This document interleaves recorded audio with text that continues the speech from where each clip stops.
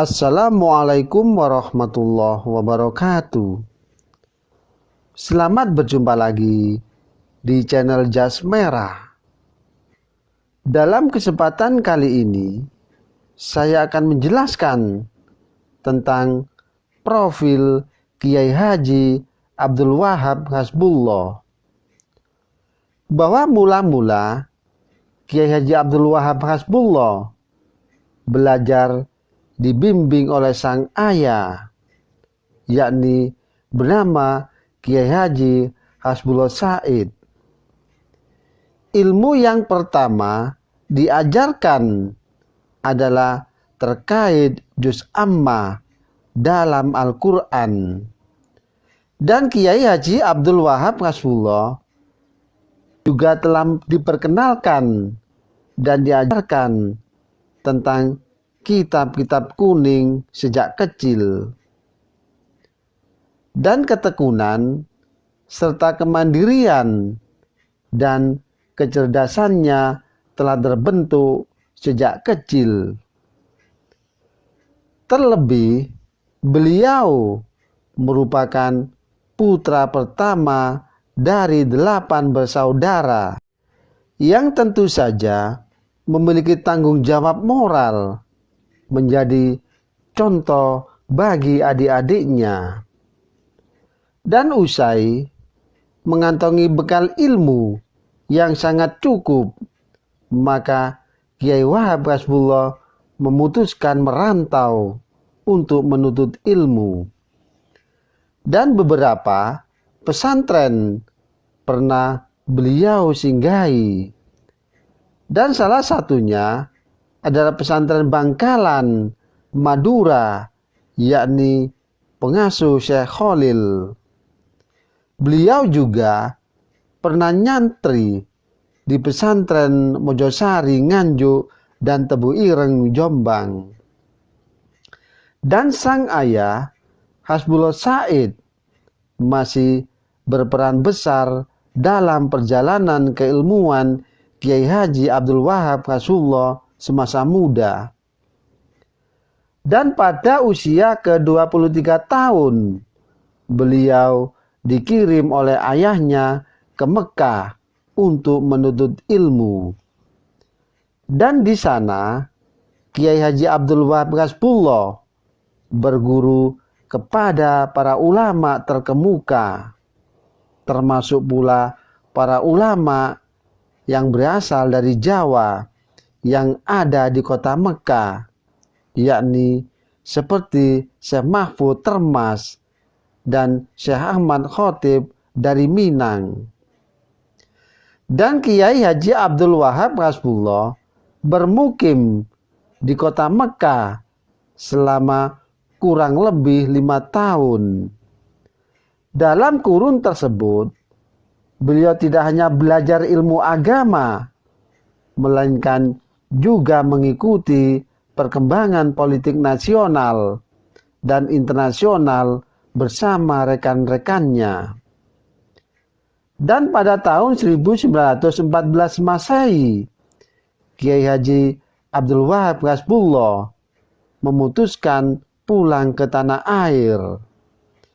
Dan beliau kemudian memutuskan mengasuh pesantren di tempat kelahirannya, yakni Tambak Beras.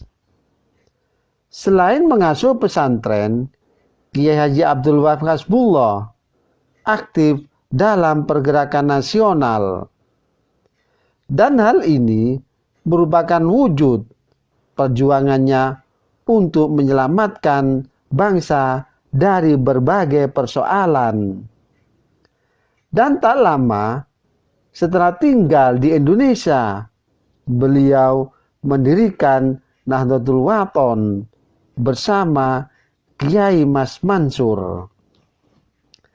Dan sebagai catatan, Nahdlatul Wathon versi Kiai Haji Wahab Hasbullah berbeda dengan lembaga bernama serupa yang didirikan oleh Muhammad Zainuddin Abdul Majid di Lombok, yakni Nusa Tenggara Timur pada tahun 1953 Masehi. Dan tak cukup sampai di situ. Pada tahun 1918 Masehi, beliau mendirikan organisasi lain, yakni bernama Nahdlatul Tujjar, yang berarti kebangkitan saudagar. Dan tujuannya pun kemandirian ekonomi para pedagang kecil di wilayah Jawa Timur. Dan saat itu, organisasi tersebut mencakup wilayah sekitar Jombang, Kediri, dan Surabaya. Dan pada mulanya, Nahdlatul Tujjar dipimpin oleh Kiai Haji Hasyim Asy'ari dan Kiai Haji Wahab Hasbullah menjadi sekretaris dan sekaligus bendahara. Dan salah satu anggota lainnya adalah Kiai Bisri Samsuri yang tak lain merupakan sahabat dekat Kiai Haji Wahab Hasbullah.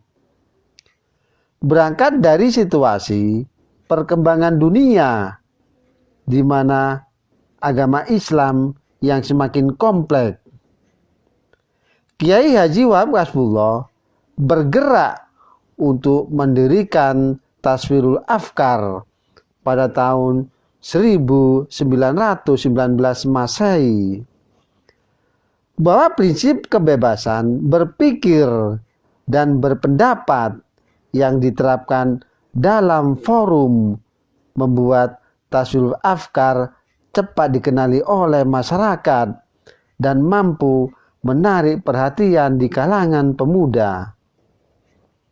Bahwa Taswirul Afkar menjadi media bertemunya tokoh Islam untuk memperdebatkan dan memecahkan permasalahan keagamaan yang dianggap krusial.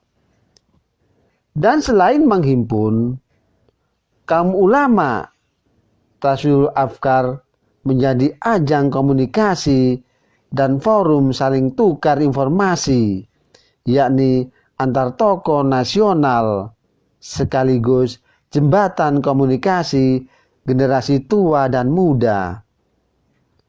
Bahwa pada tahun 1926 Masehi, situasi keislaman di Indonesia terbilang cukup memanas.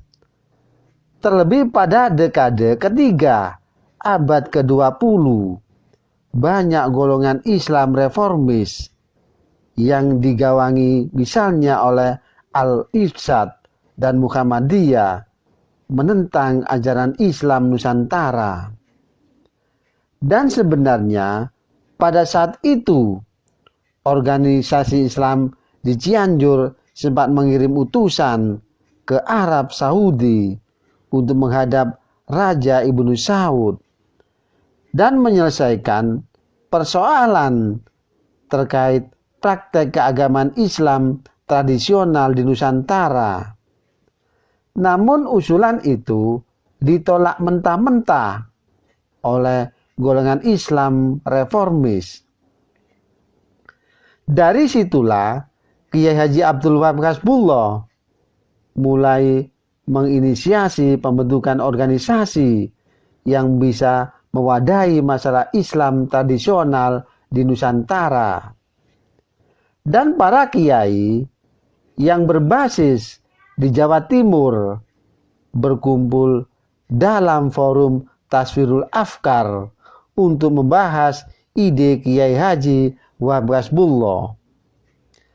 Dan sang guru Kiai Haji Hasyim Asy'ari tidak lantas menyetujui usulan tersebut. Namun setelah diskusi alot yang melibatkan para ulama lain, beliau akhirnya mengiyakan gagasan itu. Dan perjalanan tersebutlah yang menjadi bakal pendirian Nahdlatul Ulama atau NU. Dan Kiai Haji Wahab Hasbullah memiliki sikap dan pandangan yang selalu lentur, terutama dalam menghadapi berbagai persoalan sehari-hari. Dan tak hanya itu, Kiai Haji Wahab Hasbullah juga dikenal dalam menghadapi persoalan politik dan kenegaraan. Dalam hal politik, salah satu keputusan Kiai Haji Wahab Hasbullah yang fenomenal adalah saat NU keluar dari Masyumi, yakni pada tahun 1952 Masehi.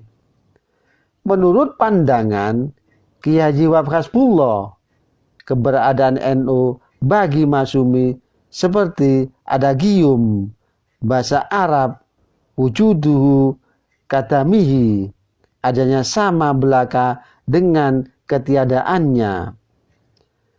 Dan Kiai Haji Wahab Hasbullah meninggal di kota Jombang pada tanggal 29 Desember tahun 1971. Dan beliau wafat di usia yang tergolong sepuh, yakni pada usia 83 tahun. Dan beliau masih menjabat sebagai Rois Am Suriah. Demikianlah kisah profil Kiai Haji Abdul Wahab Hasbullah.